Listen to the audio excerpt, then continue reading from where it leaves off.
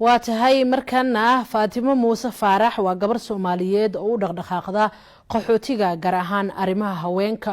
oo dhawaan waxa loo doortay gudoomiye ku-xigeenka dalada guud ee dalka Jarmalka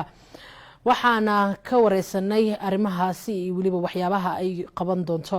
ayaa waxa uu la kulmay warbixintan soo socota ayuu inooga diyaariyay فاطمة موسى أفرح أو قبر سوماليات أو دغدغاقدا arrimaha qaxootiga guud ee dalka Jarmalka gaar ahaan haweenka horena uga soo shaqeysay xiriyaha qaxootiga ee Dadaab iyo Xagardheer iyadoo ka soo shaqeysay hay'ado samafal oo ka howlgala gudaha Soomaaliya waxayna muddo dheer la taliye u ahayd baarlamaanka Jarmalka oo ay kala talin jirtay arrimaha qaxootiga sidoo kale waxay aasaastay hay'ad la yiraahdo United Action oo dagdagaaqda arrimaha qaxootiga gaar ahaan haweenka dhawaana loo doortay gudoomiye ku-xigeenka Soomaalida ee dalada guud ee dalka Jarmalka xigeenka jaaliyada guud ee dalka Jarmalka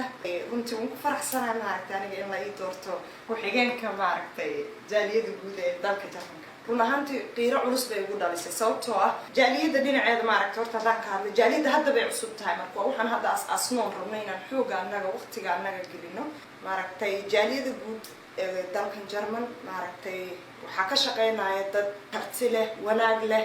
isku jira haween iyo rag maaragtay dhibaatooyinka kala duwan ee haysta haweenku waxa kamid ah sharci la'aanta caruurtooda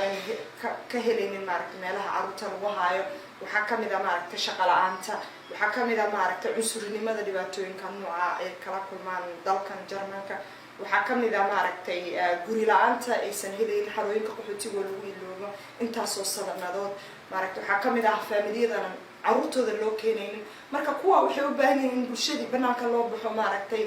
laga doodo dhibaatooyinka nooca bulshada guud la wargeliyo ilaa aniga waxaan aaminsanahay dawladda waa bulshadana waa dawladda labada dhinac waa isku mid marka dhinacna policy makers kan kala dagaalana oo maaragtay korka laakiin marka hore waa horta dhulka dadka bulshada hoose in lala socodsiiyo waxa reality-ga ama runta jirta dhulka oo dadka agtaan وهيئة أنا أساسي لبادي كنت تبني سيدتي ذلك الجرمكة مارك هيئة جوني هان وحي إلدير أولي هاي أما أي عاوسة هوين كقحوتيجا إيو مارك تي قدها يريد قحوتيجا مارك تي ذلك كنول United Action وحي كشغيسا مارك تي لبقي بوضو الجرمكة كمدا مهمة دوين هيئة قبطها وحي تاي مارك تي ديرجلين تهوينك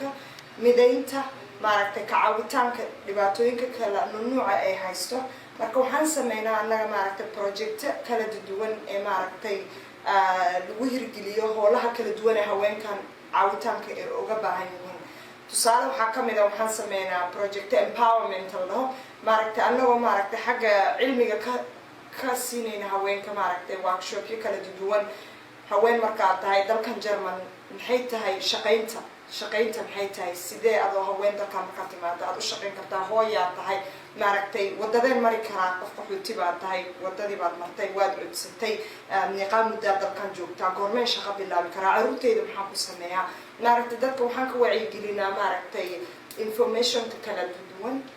aad iyo aad muhiimka ah u ah maaragtay hadday hooyada rabto inay wax barato tusaale maaragtay hay'ado kala duwan baa jira oo maaragtay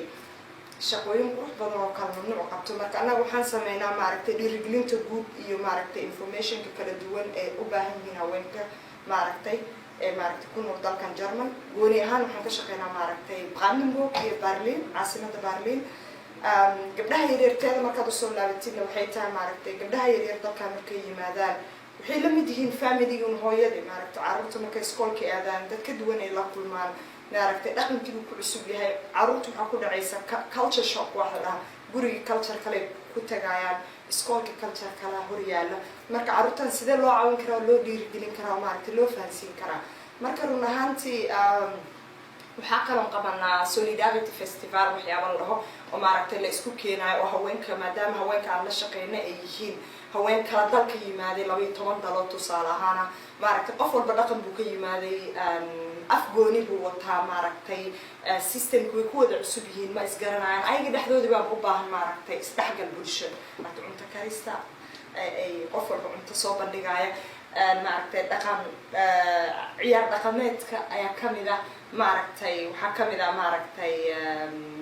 waxyaabo kala duwan oo aad u qurux badan maaragtay haweenka qaar waxay soo bandhigaan maaragtay dhaqankooda quruxda haweenka macnaha ay leedahay maaragtay sida isku hagaajiyaan dad qof walba runtii dhaqamo kala nuuc aad u qurux badan labiskooda kamid ah maaragtay kulleeyana waxaan aaminsanahay bulshada marka ay cilmi iska siiyaan kaljarada kala duwan inay isku soo dhaweynaysa marka ayna dhalinaysa maaragtay isfahan sida cuntada dadka isku keentaa nooc walba ay tahayba marka waxyaabo noocaasaan qabanaa runtii gabdhaha yareerna sidoo kaleeta maaragtay project kala nooc baan u qabanaa marka hawshaan inta mudday socotay maaragtay waxaana garabna siiyo maaragtay xagga dawladda Jarmalka maaragtay waxaa garabna siiyo hay'ado kala duwan waxaa garabna siiyo maaragtay dhaqaale bixiyayaal kala duwan marka run ahaantii waxaa waaye shaqo sahlan ma laakiin waan ku faraxsanahay in aan qabano marka hay'adda maaragtay waxaan leenahay dad kala duwan maaragtay asaaska kamid ah oo nala shaqeeyo maaragtay shaqaalaha kamid ah dad volunteer baa nala shaqeeyo bulshada Soomaaliyeed ku nool gaar ahaan dalka Jarmalka waxaan leeyahay walaalayaal sababtoo kulligan bini'aadam baana bini'aadam ka soo waxaan nahay dad Soomaaliyeed oo dhiiga Soomaaliyeed wada wato waxaan nahay hal dhaqan dad wato waxaan nahay dad hal diin wato dad waxaan nahay maaragtay hal dhaqan wato maxaan u kala qaybsanaa maxaana kala jijibiyay